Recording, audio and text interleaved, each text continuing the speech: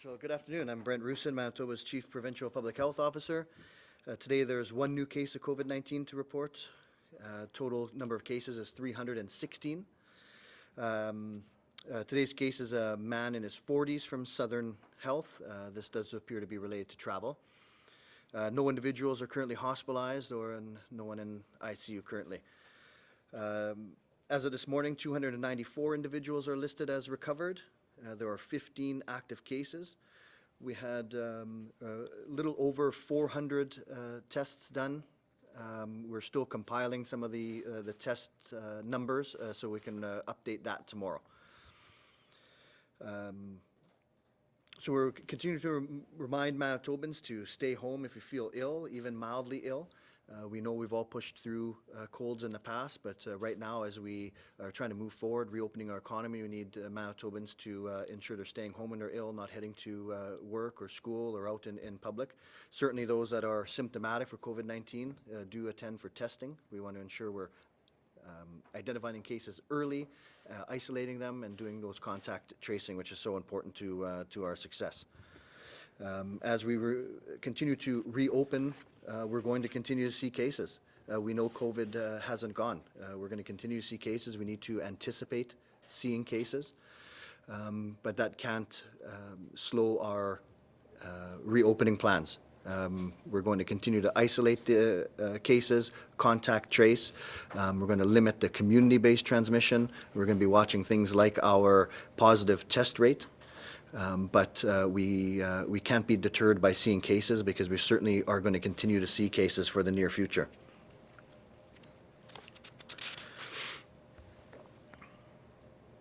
So Manitobans are well versed in the things that we need to do to limit our risks. Frequent hand hygiene, maintaining physical distancing whenever possible, and like we said, very important is the staying home when ill. And these measures are much more important to individuals that are high risk for severe outcomes, those over age 65, those with underlying medical conditions, those with immune compromise, need to take extra cautions as we continue to reopen our economy. Today I want to note that it's a bit disappointing to hear some of the adverse things that are directed to truck drivers in the province. We know that a number of our cases have been related to the trucking industry, and we've been hearing of truck drivers being refused service and treated adversely in other situations. So I just note that we shouldn't be stigmatizing truck drivers. We should be thanking them. They've kept our supply chains open during these difficult times. They are taking risks to keep our supply chains moving. So we should ensure that we're not stigmatizing people. No one's asking to be ill. And if you note, when we see these cases of truck drivers, we're not needing to announce possible exposures in public, because they're professionals. They're taking extra cautions, and we're not seeing a number of contacts related to these cases. So, I think that we, as Manitobans, need to continue to work together. We're all in this together, and so we're going to continue to see cases. We're going to continue to see cases in truckers. But we have to ensure that we're acting in kindness to others. I also want to say thank you to our public health inspectors and others who are helping to enforce the public health orders at this time. These are challenging times, and certainly they're integral part of our public health team.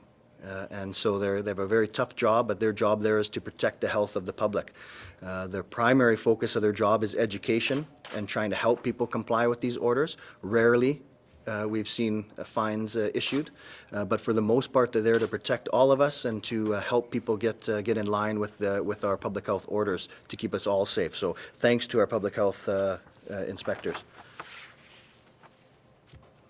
So when this virus first came to Canada, there was a lot of uncertainty, and Manitobans, we didn't panic.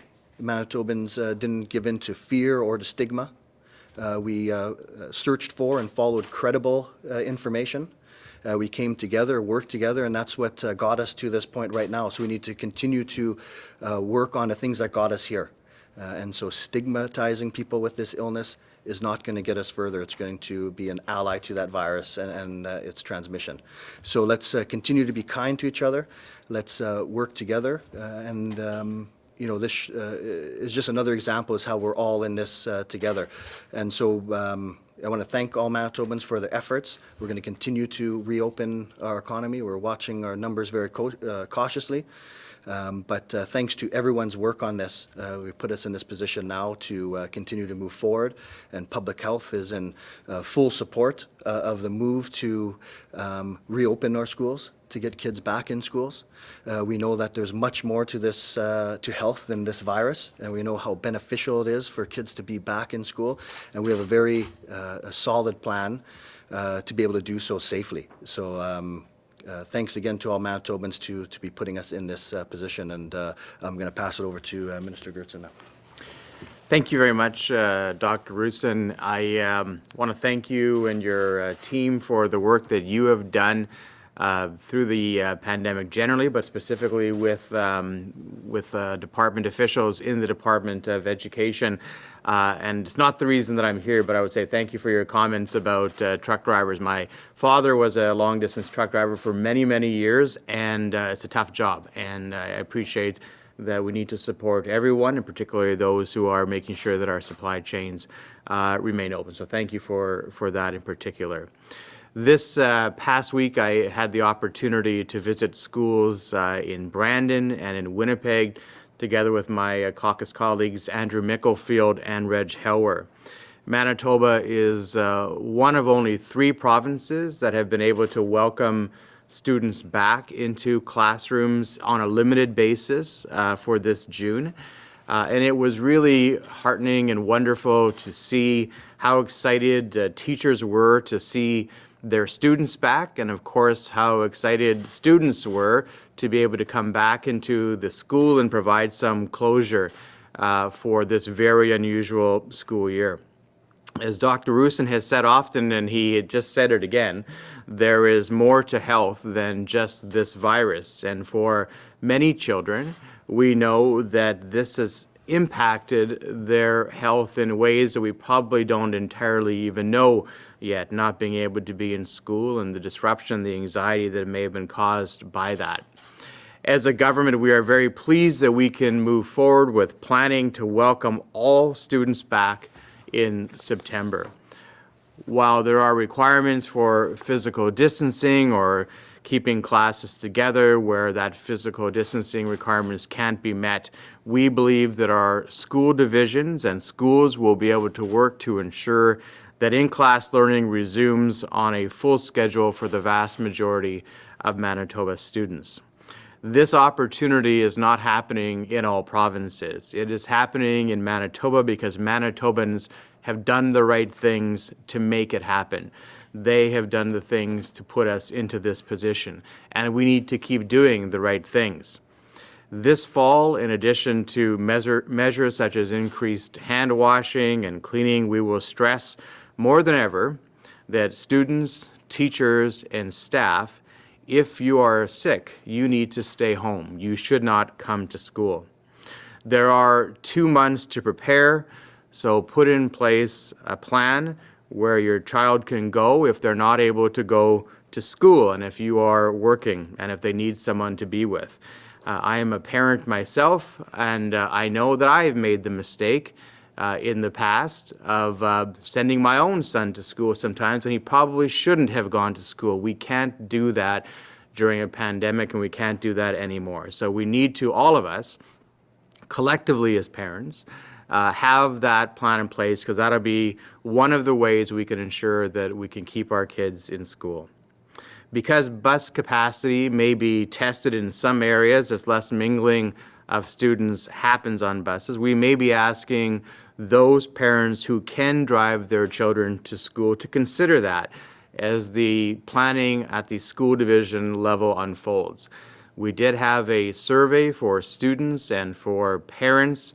There was a survey done specifically with Manitoba Teacher Society and teachers, but on the broader survey with parents, where we had over 30,000 responses, about 50% of parents said that they could drive their children to school, and that they would be willing to do so to help out during this time. And so the divisions may very well be asking the parents to enact that when we get to the fall. So think about that and plan for that as we get closer to the next school year.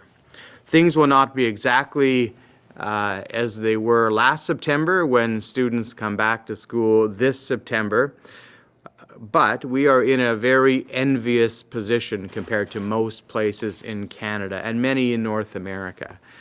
I want to thank teachers and parents and students who have, over these past few months, dealt with a lot of change, and that change for some has brought a lot of anxiety. We know from the survey results that this hasn't been easy for everyone. We may be all in the same storm, but we are not all in the same boat. This has affected some more than others, and we have to be mindful of that. Overwhelmingly, though, Manitobans have done what Manitobans always do, and they've shown great determination and resiliency in a time of challenge, and we thank you. And lastly, there is one group that we will not be welcoming back, and that is the grad class of 2020.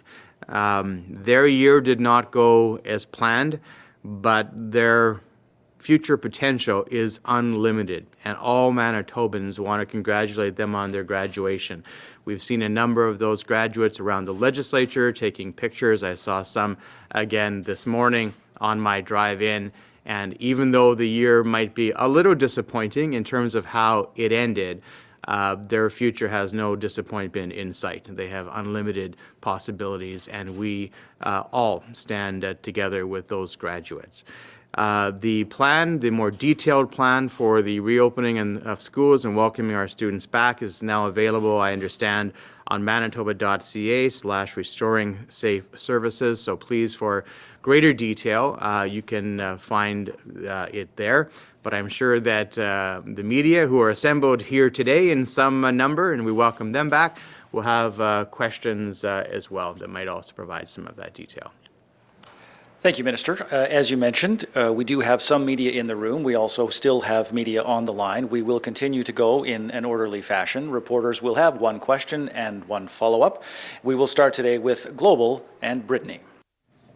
Hello, nice to be here again to see you guys. As we look at the scenarios, you said here you are planning to have all students return, so you are hopeful right now that scenario one would be what we'd be looking at right now? So we are looking at the scenario where we would have students that are back in school, but with still some social distancing, some physical distancing requirements, which I believe is what the medical advice shows that we are at today. Now, we will on August 1st, in consultation, of course, with public health, be able to give a definitive answer, but based on the numbers that we're seeing at this point, we believe that that is the most likely scenario and a pretty good scenario to be in, but it requires Manitobans to keep doing what they're doing. But we will be able to say definitively on August 1st, but all signs indicate right now that based on how things are proceeding in Manitoba, that we should have all students back in class in September, and I think that's very good news for students and for parents. Dr. Roussin, we've seen in other provinces or heard from people in other provinces that they would be looking for a certain number of weeks with a set number of cases possibly, which would help determine that. What is your determination going to be when you decide what scenario we're going to be going with? What are you looking at? Right, and so for our restart strategy, we have a number of indicators that we look for, and it's certainly not going to be one that guides us. So we're looking at not really just overall case counts. We're looking at the rate of positive tests that we see. We're also looking at the number of cases that are not linked to a known case or to travel, and these are the ones that we refer to as community-based transmission.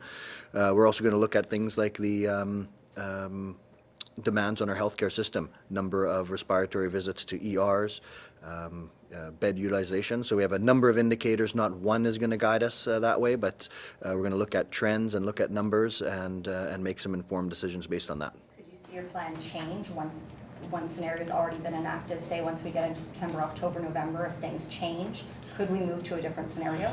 We're always going to do things that we think is in the best interest of the health of Manitobans. So if we see a change in situation, then we're going to go where the evidence guides us.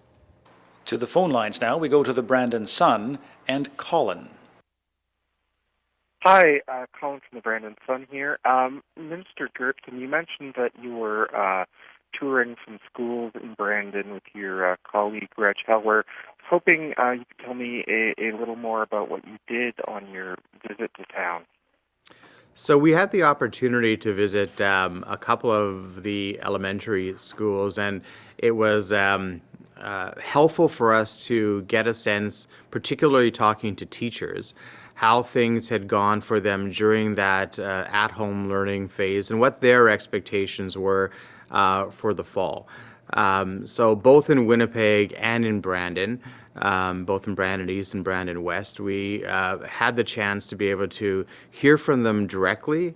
And, you know, as you'd expect, I mean, it really varied depending on the age of the students that they were teaching, varied somewhat on the subject that they were teaching, but overwhelmingly I think that the teachers expressed an appreciation that they were able to connect back with students in some form or fashion in June, and really were hoping for the opportunity to connect then again in the fall. And that is overwhelmingly what we heard on the survey as well. The vast majority of parents were hoping that students would be able to go back to school. And we're happy that at this point it looks like that's what we'll be able to deliver. Now, again, things may be a little bit different. We've talked about the physical distancing, and where that can't be achieved fully, then the cohorting of students, so keeping classes together, which is an easier proposition from K to grade 9 and a little harder in high schools where there are more electives. So there may be some variation within schools and school divisions, but we do expect that all students will be able to go back in September. My follow-up question, I'm not sure if it would be, which of you would be the best to answer this, but with students encouraged to absolutely not come to school when they're sick, that might be a problem to some parents if they can't arrange child care for them and have to go to work. Does the province anticipate putting in any kind of support to help parents who are in that kind of sticky situation?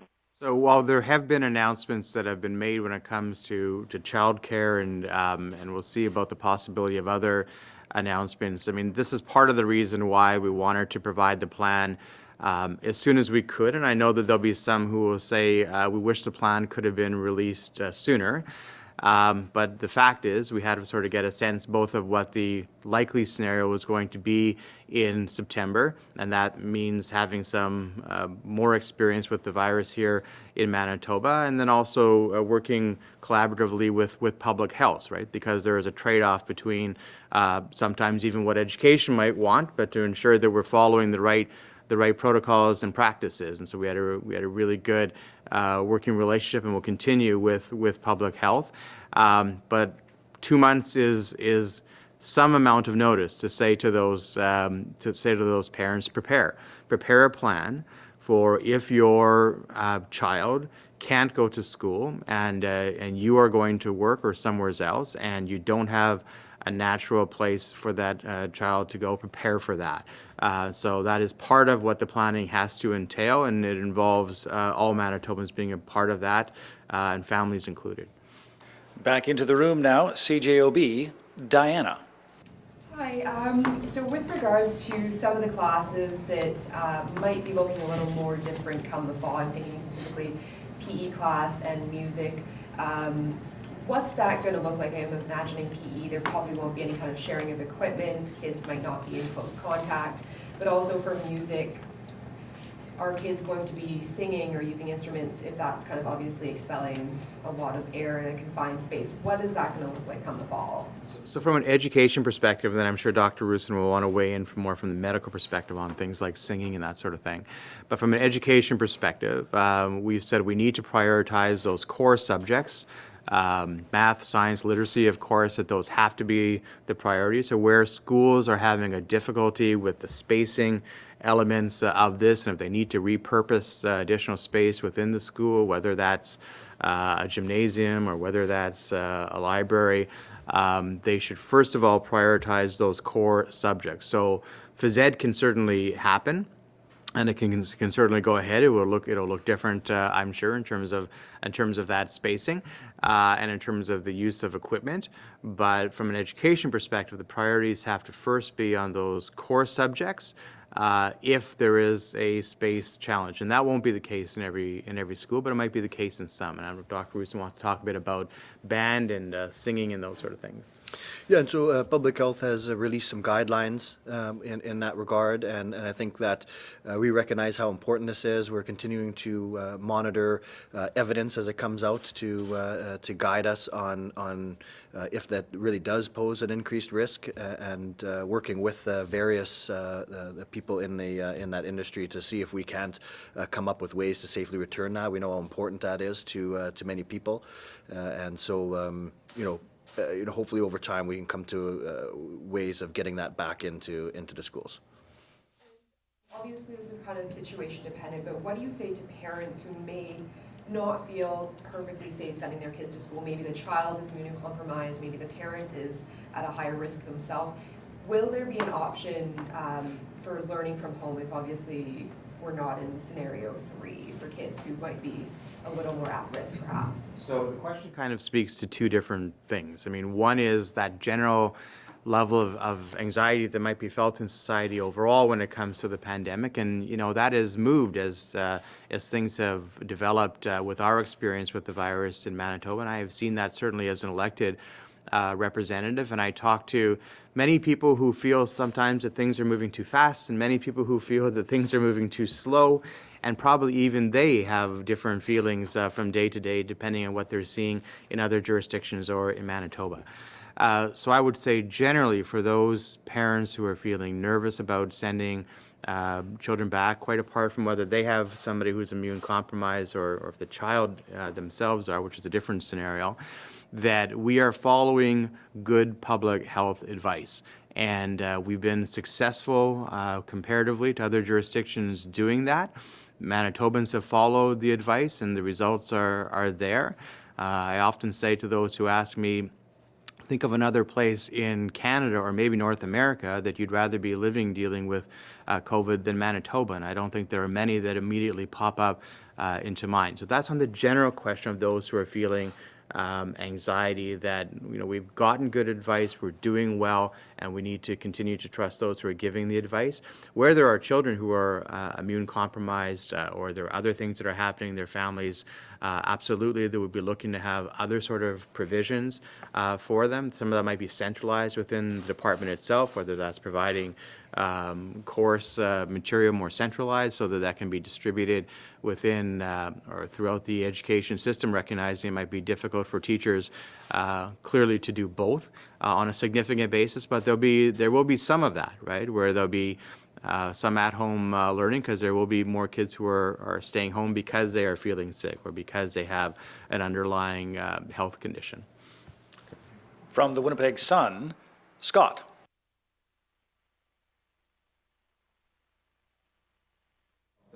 So are you basically saying then that parents that may have anxiety about sending their kids, or even kids themselves having anxiety, they're going to have to go back regardless? Like there's no other option for, maybe parents or kids that are dealing with a mental health issue such as anxiety of coming back? Fear.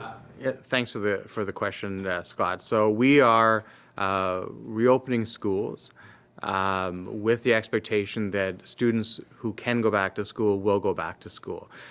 Now, obviously there are more challenges when it comes to a pandemic and people dealing with uncertainty and those sort of things, but that's also not entirely unusual within the school system itself. And so at any given time, even in normal times, there will be children who are dealing with anxiety or dealing with other things that are happening in their life. When I was 11 years old, my father died. It was very difficult for me to go to school for that particular year, and the school division at that time was very accommodating and certainly helped me and my family through that difficult time. So this is a difficult time more generally in society, and there'll be that opportunity for for those discussions, but the general expectation from education is that students will attend school. Follow up in terms of I don't know if you want to call it enforcement in terms of when people, how, I assume it's more than just an honor system when it comes to kids or staff coming sick. How will that be monitored, I suppose, on a daily basis? So there will be self-assessment tools, and maybe Dr. Roussin wants to speak more specifically about that, but where staff and parents with their child should be doing the self-assessment will rely heavily, obviously, upon the leadership within the schools and the school divisions to not only drive the message home about ensuring that you don't come to school if you're sick, but then having some sort of a on-ground follow-up on that with those who are in the school system. So I think that overall that message will be well received, certainly among staff and those who are working within the school system. They understand how important this is, and I generally believe the way Manitobans have responded overall that we'll have that same sort of buy-in from parents and from students as well. But there'll certainly be those sort of self-assessment tools. I don't know, Dr. Roussin, if you want to speak to that. Yeah, for sure. I think everyone should be taking that online self-assessment tool and being very vigilant regarding their symptoms and not going out to school, to work, or out in public. And I think Manitobans have followed our advice, and I think most know that we're in this new normal, and we're going to really denormalize being out in public when you're ill. And I think it's going to be our pathway forward, that it's just not going to happen where people are out and about when they're visibly ill. Back to the phone lines now. We go to CBC Radio Canada. Gavin.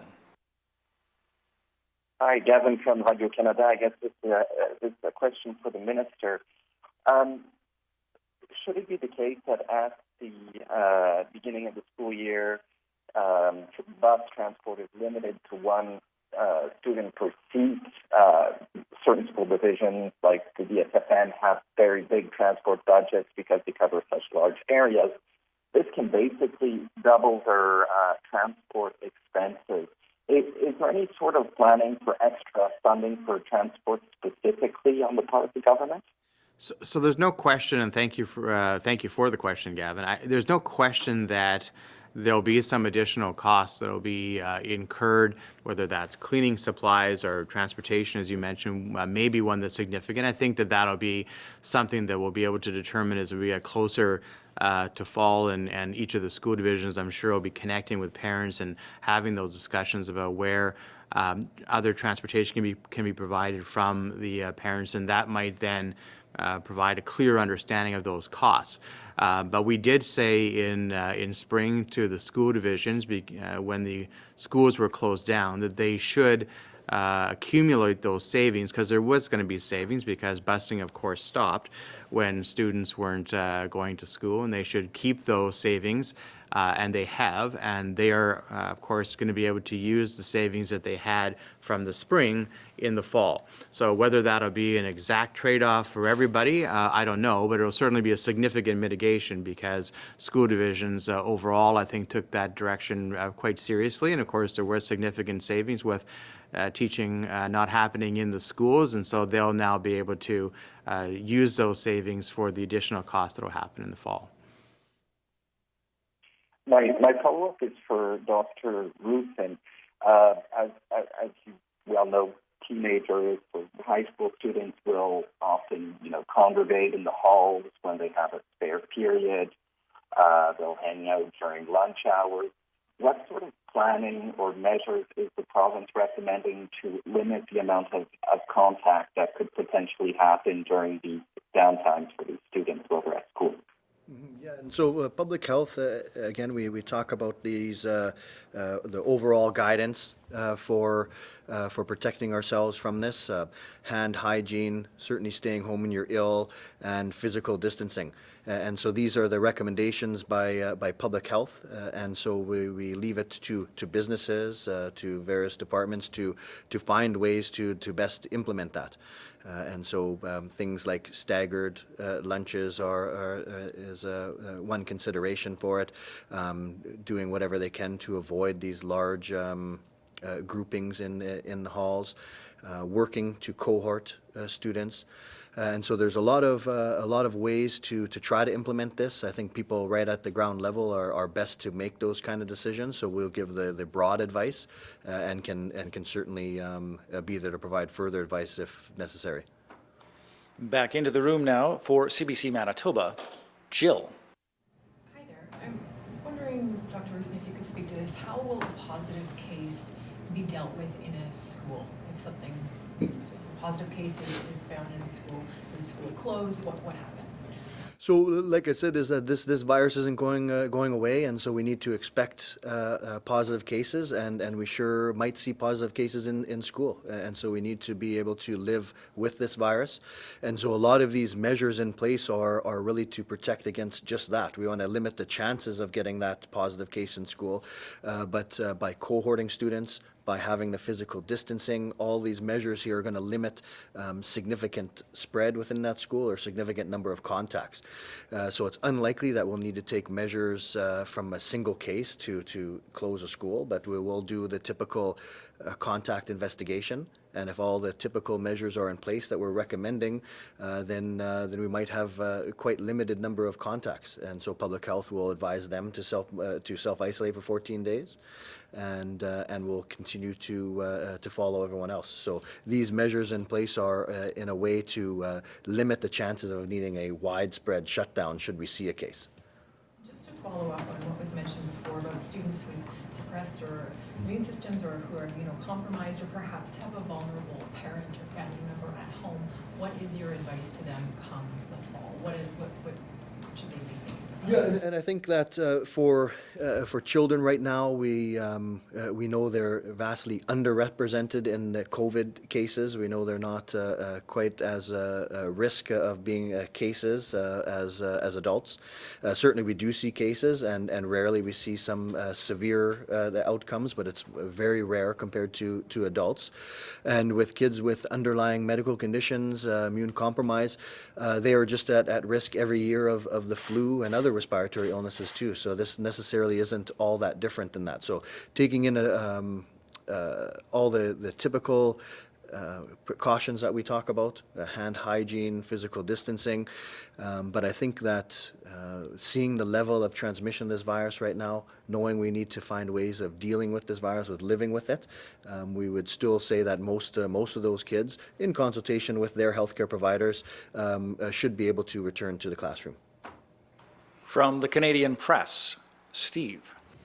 Mr. Goertzen, I've been asked as past president of the press gallery to ask you the following question. I know we're in a strange new world here with these types of press conferences. What we're hoping for is that we can return to the long-standing and proud tradition in Manitoba of having reporters ask questions without being assigned and limited by government staff. That we can go back to the scrums and press conferences that we've had in the past where reporters can ask questions and not be limited to and not have government staff, however well-intentioned, limiting reporters' questions. Can we, as the press gallery who speaks for all members here, get that commitment from you?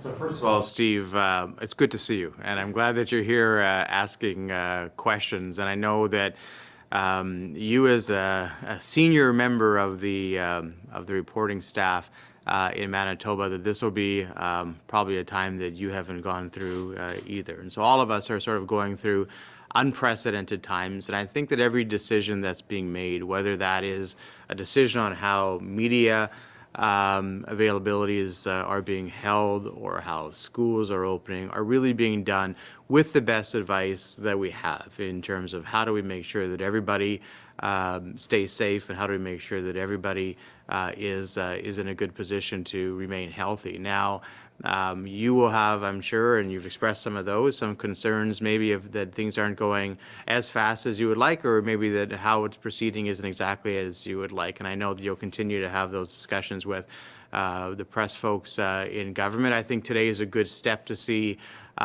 maybe not all of you here that would otherwise be here, but certainly more that have been in the past, and I'm sure that there'll continue to be steps and discussions to bring it back to a more normal environment. We all want things to be back to normal. I even miss talking to the press, not every day, but a lot of days, and I think that we're heading in the right direction in terms of those sort of things. So I do appreciate the question.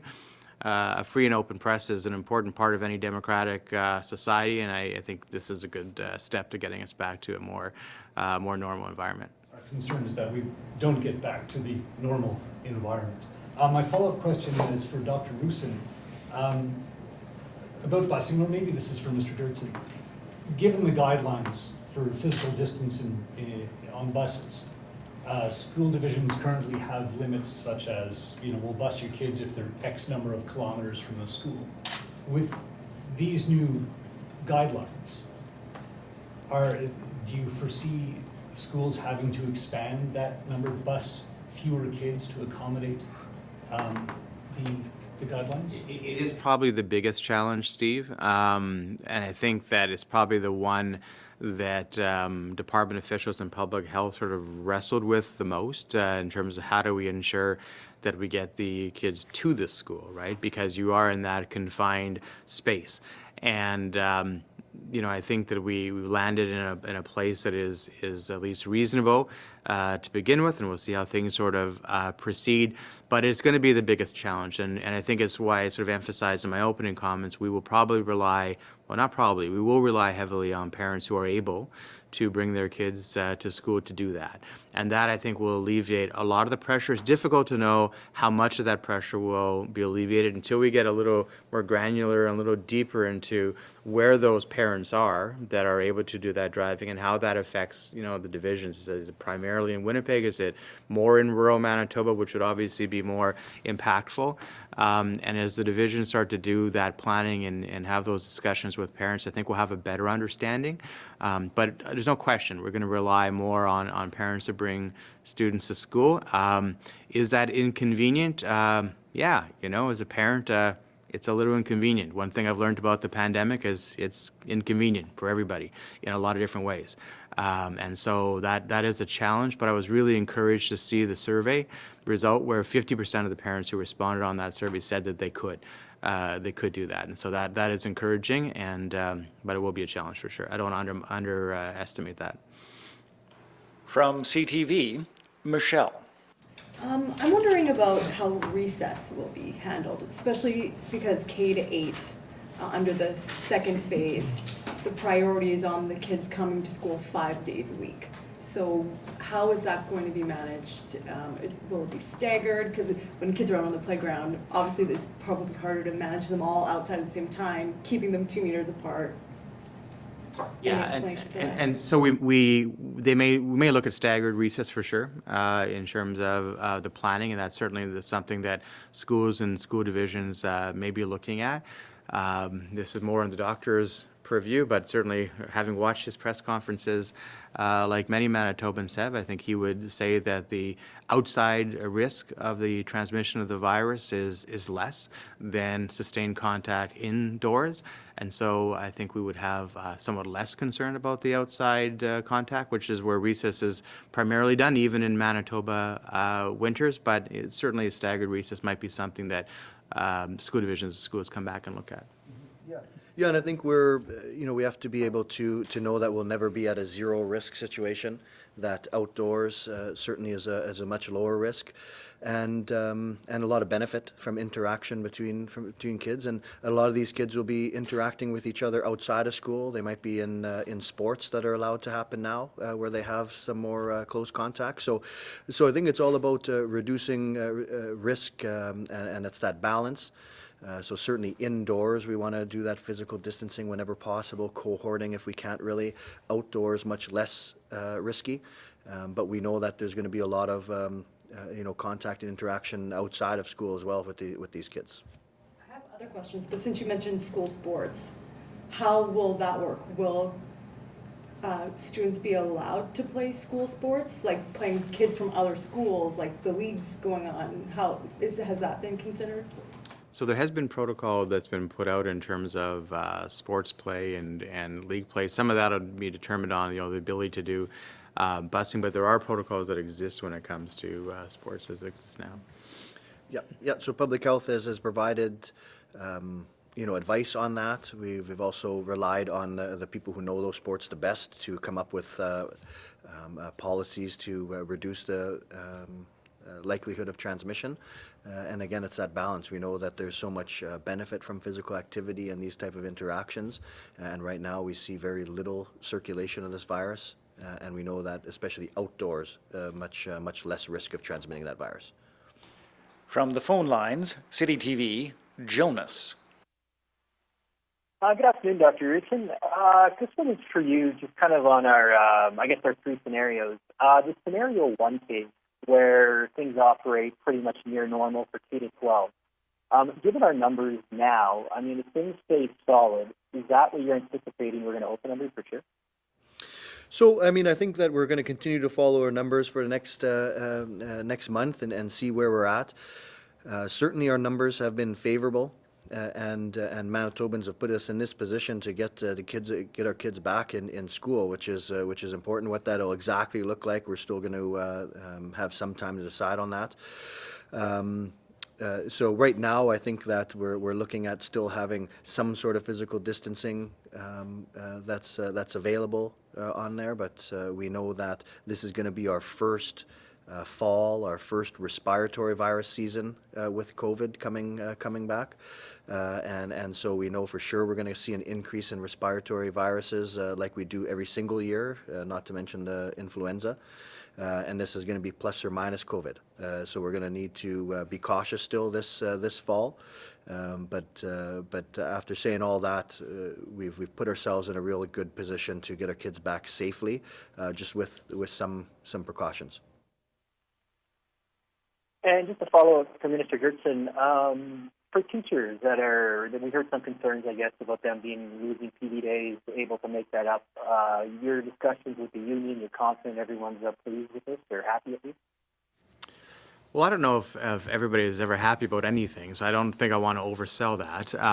But listen, there are decisions that have to be made, and some of them aren't easy. And I know that there are many people who would just like things to be exactly as they were. But we thought it was important to have teachers back a little bit early for the preparation of the classes. As you can tell from the plan, there might be some physical alteration to classes that have to happen. There's going to be some advice, of course, and there'll be advice before that, but certainly discussions and collaboration about the public health measures. And I think that parents would expect that before students arrive on September 8th, that there would have been those sort of discussions and meetings ahead of time with teachers and others in the school. So there are traditionally 10 professional development PD days, I should say non-instructional days. I think there's 5 PD days and 5 other days, and we'll be repurposing 2 of those PD days at the front end so that collaboration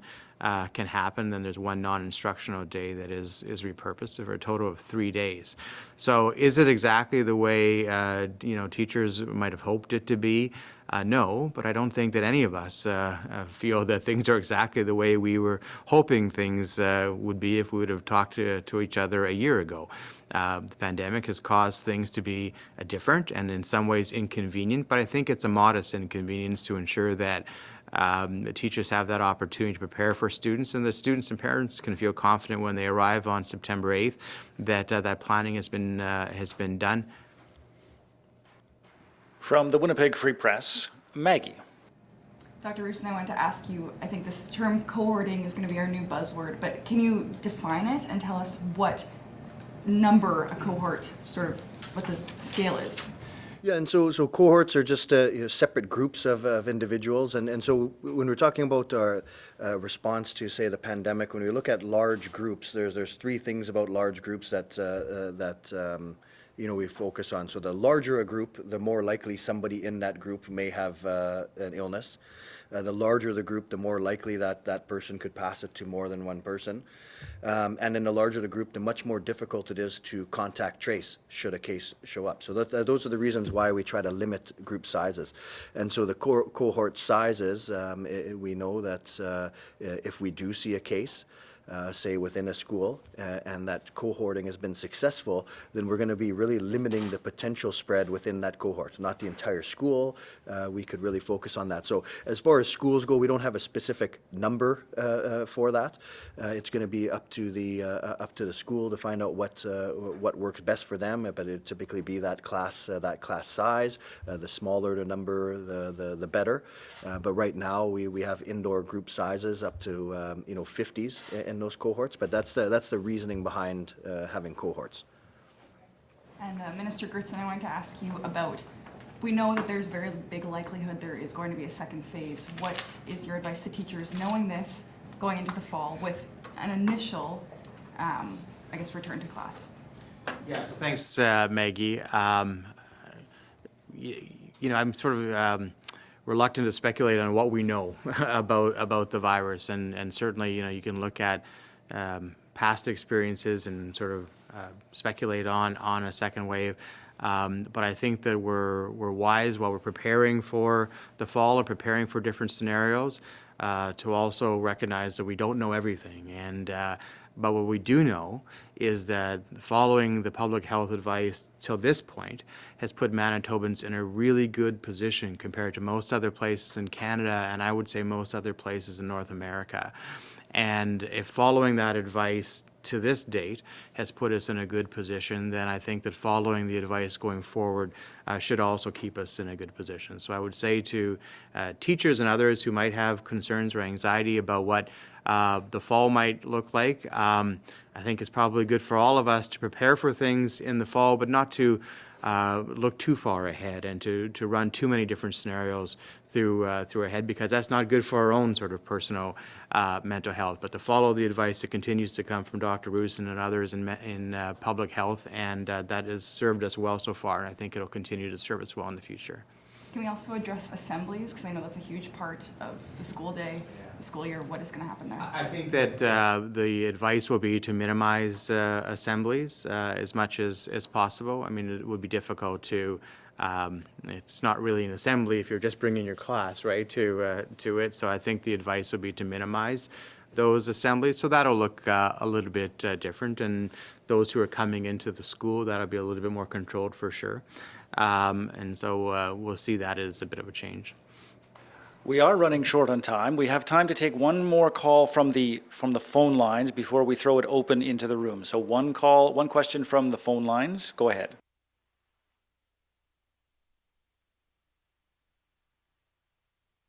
Okay, we'll go back into the room. You were very thorough. Their questions have been answered. To the room now for a few questions in person. And what about schools that are already seeing overcrowding? And if we have these cohorts, is it possible that we're going to need to make smaller class sizes, bring in extra teachers come a new school year? So I think it's a legitimate question. I think every school is going to be different. So where certain schools have already seen overcrowding, they may have a challenge for sure with the 2 meters. Not sure that they wouldn't be able to do less though, and so I mean that's going to be on a school by school basis, and then of course they could then do that cohorting and keep those classes together. And I think that that'll be a reasonable expectation from the kind of K to 8 or K to 9 grades. It'll be more challenging in high school for sure if those spatial considerations are there. So they may have to look at other places within the school in terms of what spaces are available, right? So we've already talked a little bit about gymnasiums. There are other spaces that are available sometimes within schools. So they may have to look at those possibilities, and we've got a couple of months to sort of do that work. But I don't want to suggest that this isn't going to be a challenge. And when I say that we're in a much better place than many places are in North America, that doesn't mean that it's going to be easy. I think it just means it is better than a lot of places are. But sure, there'll be challenges for sure on that. The changing of classrooms, I think a lot of people might have questions about in terms of, especially in high school, you might go to one room for geography, another room for history, and a gym. Are schools going to be expected to keep classes, people in the same class for all or most of the day? I think as much as possible, or you might have not the students moving, but you might have the teachers moving, right? Which might be an easier solution, right? So those are the sort of discussions that will be happening. Or you might look at a wing of a school if it's large enough, and that might be the sort of the cohort, right? It might not be as limited to the classroom. That I think would be an exception. But I think that there are different possibilities, right, depending on what the school looks like and the configuration of the school. But the moving of teachers around, of course, would be a lot easier than the moving of a whole class around. What additional costs are you anticipating going into this new school year? Say you have to split that gymnasium up into multiple classrooms, you might need to have more buses, possibility of more teachers. Are you already anticipating a larger chunk of money that's going to be needed? Yeah, and we anticipated that already in the spring, which is why we asked school divisions to find those savings, because we knew there would be savings when the schools were suspended, and to hold those savings. Those savings didn't come back into government; they're staying with the school divisions to use for these anticipated costs, and a lot of them are obvious, right? Sanitation, cleaning, busing, perhaps. And so those, I think, are quite foreseeable. I'm sure that there'll be others that are unforeseeable that'll come up in the next couple of months of planning. But our hope is that, of course, they'll offset as much as possible from the savings that were garnered in the spring and then to be used in the fall. It won't be perfect within every school division, but that is why we asked for that to happen, because we knew that when we didn't know if we could come back as well as we are in the fall when the schools were closed. I think this probably exceeds some of our expectations. Thankfully, that's a good thing. But we did know that there would be savings incurred and there would be expenses incurred too in the fall. So that's I think that planning was helpful. Will there be any mental health supports put in schools for students coming back, haven't been in school, have gone through, or still in the midst of a pandemic? Is that going to be in place?